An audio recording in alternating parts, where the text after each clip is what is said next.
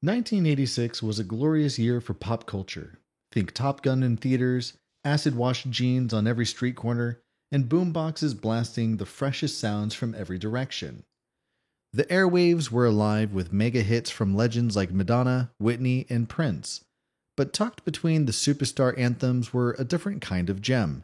Songs from artists who came out of nowhere, dropped a smash hit, and then vanished without a trace. You sang along, danced in your room, and maybe even bought the cassette. But after that one golden moment, silence. Now, nearly 4 decades later, it's time to rewind the tape and remember the tunes that briefly ruled 1986. Here are 15 one-hit wonders you might have forgotten. But before we dive in, be sure to subscribe to our new channel for more forgotten gems from every era. Number 15. Claire and Friends, It's Horrible Being in Love When You're 8.5. In 1986, a group of school children led by 8-year-old Claire Usher made an unexpected splash on the UK charts with a song that was both funny and strangely relatable. It's Horrible Being in Love When You're 8.5 reached number 13 on the UK singles chart and gave the world a brief glimpse into childhood crushes, told from a kid's honest perspective. The song was released as a novelty track, produced by the same team behind St. Winifred's school choir hit, There's No One Quite Like Grandma. Claire's strong northern accent and playful delivery stood out immediately. The lyrics told a story about a young love and embarrassment, filled with lines about feeling awkward and misunderstood, things most adults could still relate to, even if they laughed while doing so. Despite its success, Claire and her friends never followed up with another single. There was no album, no tour, and no attempt to turn it into a long-term act. Claire simply went back to school and the group quietly disappeared from the music scene. That one song was it. Are you ready for more 80s nostalgia? Stay tuned for the next gem, or explore our next one-hit wonder with us by subscribing now. Look at all these rumors surrounding me every day. Number 14. Timex Social Club, Rumors. Timex Social Club made a big impact in 1986 with Rumors, a funky streetwise track that took aim at gossip, drama, and deceitful behavior. Built on a minimalist beat with R&B roots and early hip-hop flair, the song quickly caught fire, reaching number 8 on the Billboard Hot 100 and topping the R&B chart. With its infectious hook and honest lyrics, Rumors captured a moment, and for many, it felt like an anthem. The group formed in Berkeley, California, and was fronted by Marcus Thompson, with Michael Marshall delivering the smooth, memorable lead vocals. The song's production, tight bass lines, sharp snares, and catchy synth riffs helped bridge the gap between old-school funk and the emerging new jack swing movement. More than just a catchy tune, Rumors felt like a real conversation set to a beat. Despite its massive success, Timex Social Club would never chart again. Internal conflicts, poor management, and industry politics led to the group's rapid collapse. Soon after the hit, several members left to form Club Nouveau, who found success with their cover of Lean On Me. But the original lineup of Timex Social Club was done. There was no second hit, no album that followed the same spark, just one unforgettable song and then silence. I wanna be a cowboy. Number 13. Boys Don't Cry, I Wanna Be a Cowboy. Boys Don't Cry's I Wanna Be a Cowboy made an unexpected splash on the charts in 1986, delivering a quirky and deadpan anthem no one saw coming. With its robotic vocals, minimalist beat, and offbeat cowboy fantasy, the track felt both like a playful joke and a legitimate pop hit, and somehow it worked. Led by singer and keyboardist Nick Richards, Boys Don't Cry had originally been a studio-based project in the early 80s. They blended synth-heavy pop with a sense of humor and irony, and I Wanna Be a Cowboy was the perfect example of that style. The song's chorus, with the flatly delivered line, I wanna be a cowboy, and you can be my cowgirl, became instantly recognizable on radio stations and MTV alike. The track climbed to number 12 on the Billboard Hot 100 in the US, though it charted lower in their home country, the UK. It also gained notoriety thanks to a bizarre music video that featured Motorhead's Lemmy Kilmister in a cameo role. The video, like the song, walked the line between parody and pop, making it hard to tell how seriously the band was taking themselves, and that was part of the charm. But just as quickly as they appeared, Boys Don't Cry vanished. Follow-up singles failed to chart, and the band quickly faded from the spotlight. Despite their efforts to capitalize on the success of Cowboy, nothing else resonated with audiences in the same way. Before we move on to the next one-hit wonder, hit that like button if that 80s hit still makes your mind blow.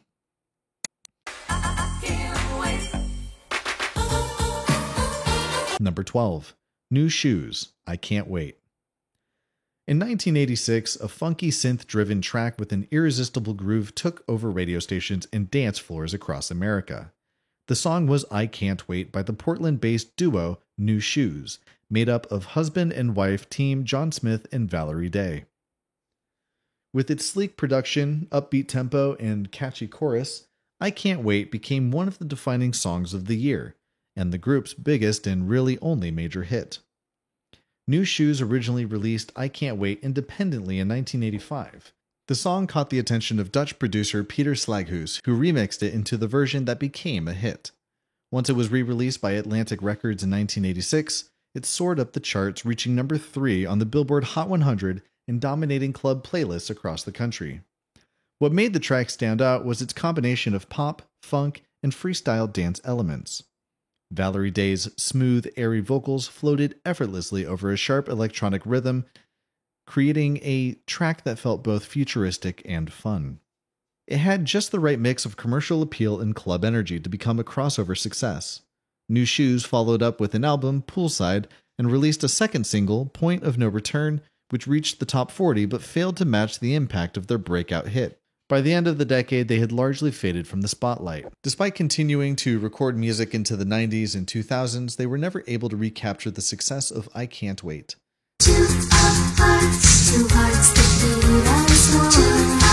Number 11. Stacey Q, Two of Hearts. One of the most iconic dance pop songs of the decade hit the charts in 1986. Two of Hearts by Stacey Q. With its pulsing beat, high-energy synths, and that unforgettable I Need You hook, the song was a perfect fit for the neon-colored aerobics-loving era. It became a huge hit almost overnight, launching Stacey Q into the pop stardom, if only briefly. Born Stacey Swain, Stacey Q started her music career in the early 80s as part of a synth-pop group called SSQ, but it wasn't until she went solo that things really took off. Two of Hearts was originally offered to other singers, but Stacey made it her own, delivering a vocal performance that felt both playful and confident. The song's club-ready sound helped it shoot up the charts, eventually reaching number 3 on the Billboard Hot 100. Two of Hearts became a massive radio and MTV hit, thanks in part to its slick, stylish music video and Stacey's danceable, fashion-forward persona. Her image, big hair, bold makeup, and bright outfits fit perfectly with the aesthetic of the mid-80s pop scene. While the song made her a household name for a moment, Stacey Q struggled to follow it up with another hit of the same caliber. Her next single, We Connect, had modest chart success, but it didn't come close to the impact of Two of Hearts. Over time, her mainstream presence faded, and she returned to more underground and niche music projects. Number 10. Swing Out Sister, Breakout. In 1986, British pop duo Swing Out Sister burst into the global scene with the irresistibly upbeat hit, Breakout. With its jazzy chords, infectious melody, and polished production, the song was a breath of fresh air, sophisticated yet instantly catchy. Led by vocalist Corinne Drury and keyboardist Andy Connell, Swing Out Sister delivered a single that captured the sound of late 80s optimism. Breakout quickly climbed the charts, reaching number 4 in the UK and number 6 on the Billboard Hot 100 in the US. It stood out for its unique blend of pop, jazz, and soul influences, offering something slicker and more refined than many other synth-heavy hits of the time. Drury's smooth, confident vocals gave the song both energy and elegance, while the horn flourishes and rhythmic drive made it perfect for both radio and dance floors. Though often lumped in with one-hit wonders, Swing Out Sisters went on to have a respectable career in the UK and Japan, even if they never replicated the massive success of Breakout in the US. Albums like It's Better to Travel and Kaleidoscope World kept their stylish sound alive for fans overseas. Do you still think Breakout is the perfect pop anthem for living boldly? Tap like and let the world know. It's still your go-to mood booster.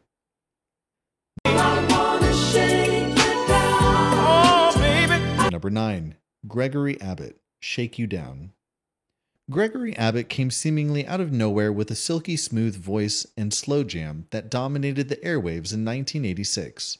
His debut single, Shake You Down, was a romantic R&B ballad that mixed soft synths with a catchy laid-back groove.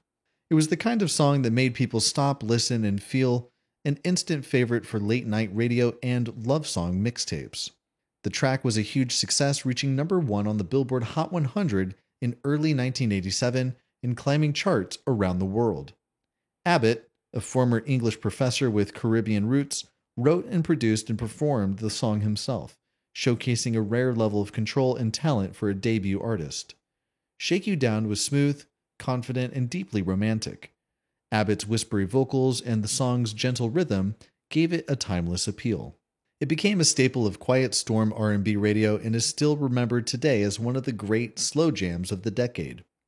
However, despite the success of his debut, Gregory Abbott struggled to maintain that momentum.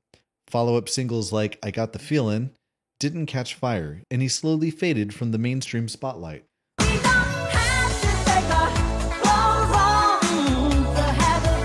Number 8.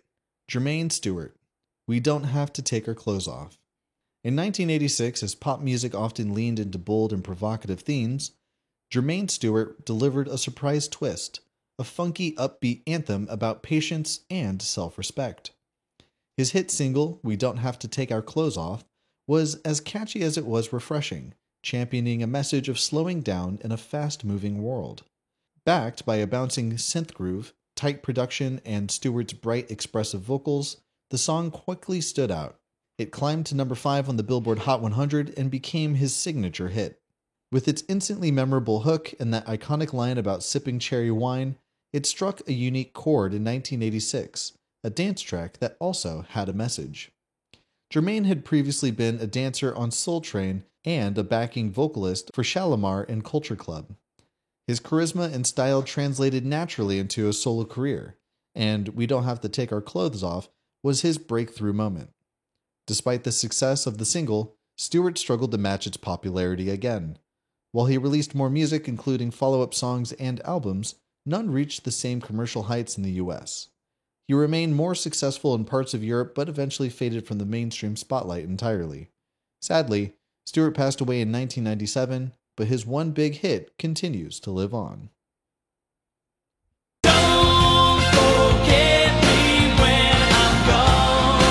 Number 7. Glass Tiger, Don't Forget Me. Some songs just don't climb the charts. They crash through them with a chorus so massive it echoes long after the band fades from view. In 1986, Glass Tiger, a pop rock band from Canada, pulled off exactly that with Don't Forget Me When I'm Gone. Backed by the gritty vocals of guest singer Bryan Adams, the track became a cross-border hit that defined a moment, and for many, it defined the band. From the opening drumbeat to the soaring hook, the song was built for radio. It had everything: polished production, emotional urgency, and a chorus that felt like a personal anthem. The track hit number 1 in Canada and number 2 in the US Billboard Hot 100, instantly turning Glass Tiger into international stars. Lead singer Alan Frew delivered a heartfelt performance that made the song more than just a catchy tune. It was a plea, a promise, and a little bit of nostalgia wrapped into one. It became the kind of track you'd hear on a road trip or at a school dance, or maybe years later on a throwback playlist, and still you would feel something. Though they continued to have success in Canada, especially with tracks like Someday, they never returned to the US Top 40. Yet, they never truly disappeared either. Glass Tiger still tours and records, holding on to a loyal fan base. Number 6. El DeBarge, Who's Johnny? Every so often, a song becomes a hit not just because of its melody, but because it's tied to a pop culture moment. And in 1986, that moment was a robot named Johnny 5. El DeBarge's Who's Johnny, the theme song for sci-fi comedy Short Circuit, was quirky, catchy, and undeniably upbeat. It gave the former DeBarge frontman his biggest solo hit and his only real one. El DeBarge had already tasted fame as the falsetto voice behind his family's band R&B hits like Rhythm of the Night. But when he stepped out of his own, Who's Johnny became his signature solo success. The song shot to number 3 on the Billboard Hot 100, riding on a wave of synth-funk charm, whimsical lyrics, and L's smooth, unmistakable voice. The track, playful and almost cartoonish in tone, was a bit of an oddity in the top 10, but it worked. Its association with a popular film helped push it into the mainstream, but it was L's charisma that made it stick. Despite the momentum, none of his follow-up singles caught fire quite the same way. While L continued to make music and collaborate with artists over the years, Who's Johnny remains his only major solo chart success. It's a song that's as much a time capsule as it is a tune, instantly bringing back memories of the mid-80s VHS tapes and wide-eyed optimism. One song, one robot, and one unmistakable voice. That was all it took. Number 5. The Jets, Crush on You. Before sibling bands were cool, there was The Jets, a tight-knit Polynesian-American family group from Minneapolis who burst into the pop scene in 1986 with a single that was pure teenage joy. Crush on You had all the ingredients of an 80s classic: bright synths, infectious energy, and a chorus that stuck in your head after one listen.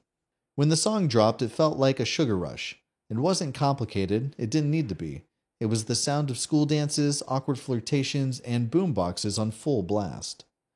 Sung with wide-eyed charm and youthful vocals, Crush on You shot to number 3 on the Billboard Hot 100, instantly becoming the band's breakout hit and most recognizable song. The Jets, made up of 8 siblings from the Wolfgram family, had a few other moderate hits like You Got It All and Make It Real, especially in the US and Philippines. But Crush on You was the only one that truly caught fire and captured the carefree spirit of the mid-80s pop. Though the band never reached the same chart heights again, they continued performing and maintained a cult following, especially among fans of classic R&B and 80s nostalgia. Are you loving all these throwbacks so far? Make sure to subscribe and don't miss number 4 on our list of unforgettable one-hit wonders.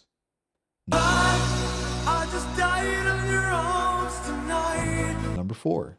Cutting Crew, I Just Died in Your Arms. Few debut albums arrive with such dramatic flair as Cutting Crew's 1986 power ballad, I Just Died in Your Arms. From its opening guitar solo to the sweeping chorus, the song captured a storm of emotion and catapulted the British band to international fame, at least for a brief unforgettable moment. Led by frontman Nick Van Eede, Cutting Crew blended slick production with raw sentiment. The song's title, a poetic turn of phrase drawn from a real heartbreak, gave it instant intrigue. Backed by soaring vocals, driving drums, and cinematic intensity, it struck a chord with listeners worldwide. The track hit number 1 on the Billboard Hot 100 and charted highly across Europe, making it one of the biggest global hits of the year. I Just Died in Your Arms felt tailor-made for 80s radio, emotional but polished, powerful but melodic. It was the kind of track you'd blast during a breakup or belt out in your car like you were in your own music video. Despite the momentum, however, Cutting Crew struggled to match that initial high. Follow-up singles like I've Been in Love Before had modest success, but they couldn't escape the long shadow of their massive debut. Number 3. The Outfield, Your Love. Few songs scream 80s anthem quite like The Outfield's Your Love. Released in 1986, this British rock track somehow sounded more American than half the bands from the States. With its unforgettable opening line, the song set a tone of yearning, temptation, and undeniable catchiness. Fronted by Tony Lewis's soaring vocals and backed by John Spink's jangly guitar riffs, Your Love was a perfect mix of new wave polish and stadium rock edge. It climbed to number 6 on the Billboard Hot 100, earning it constant radio play, and later became a go-to for sports arenas, movie soundtracks, and even memes. What makes Your Love so lasting isn't just its slick sound, it's the vibe. The story of a guy looking for a quick connection while his girlfriend is out of town might not win any award for morals, but the way it's delivered, melodic, urgent, and emotional, makes it unforgettable. Although the Outfield went on to release several more albums and had modest chart success with tracks like All the Love and Since You've Been Gone, none matched the cultural staying power of Your Love. In the US, they became classic examples of a band known almost entirely for one perfect song. Decades later, that opening guitar riff still hits just right, and if you're anywhere near a bar or a baseball game when it comes on, you'll see just how many people still know every single word.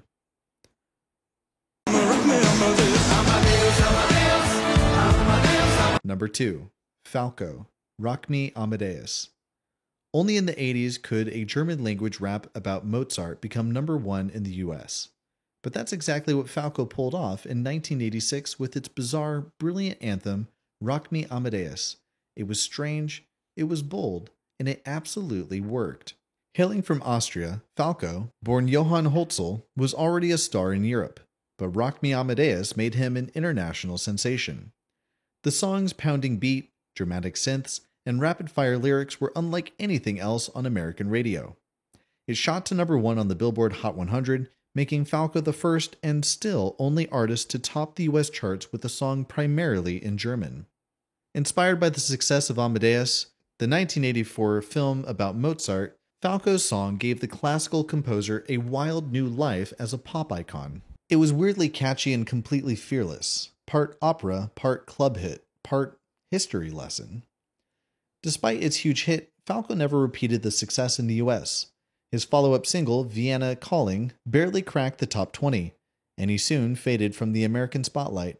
In Europe, however, he remained a cult figure until his tragic death in a car accident in 1998. Rock Me Amadeus lives on as one of the most unconventional chart toppers ever, a reminder of when pop music was at its most experimental and anything could happen, even a Mozart-themed banger from Austria.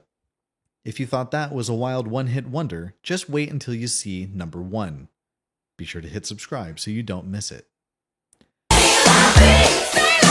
Number 1. Robbie Nevil, C'est la vie. In the final days of 1986, a funky feel-good anthem hit the airwaves with a laid-back shrug and a catchy chorus. That's just the way it goes, C'est la vie. The song performed by Robbie Nevil quickly climbed the charts, becoming one of the most recognizable pop hits of the decade. With its smooth groove, clean guitar riffs, and Nevil's effortlessly cool vocals, C'est la vie became a defining one-hit wonder, even though its creator had plenty of talent beyond it. The track hit number 2 on the Billboard Hot 100 in early 1987 and helped launch Nevil's debut album, Robbie Nevil. Musically, the song blended pop, funk, and a hint of New Jack Swing, a fresh mix that stood out in a year dominated by polished synth pop and rock ballads. It was upbeat and breezy, but also carried a universal message about rolling with life's punches, making it instantly relatable. Though C'est la vie was Robbie Nevil's only major hit as a performer, he was far from a one-note artist. Before his brief moment in the spotlight, Nevil had been working behind the scenes as a songwriter for acts like Earth, Wind & Fire. And after his own run on the charts, he returned to that world writing and producing for artists like Jessica Simpson, Destiny's Child, and Babyface. Still, despite the promising start and clear talent, the pop world largely remembers Nevil for his one track. The year was 1986, and it was a time when pop music dared to be bold, weird, emotional, and sometimes unforgettable in just one shot. These one-hit wonders didn't stick around the charts for long, but they didn't need to. One song was enough to crash into our memories, soundtrack our summers, and live on in mixtapes, throwback playlists, and many guilty pleasures. But now it's your turn to rewind the tape. Do you still remember where you were when you first heard these songs? Which one still gives you goosebumps or makes you want to dance in your seat? And most of all, what unforgettable gem would you add to this list instead? Because in the world of pop, sometimes all it takes is one song to be remembered forever. Thank you for watching.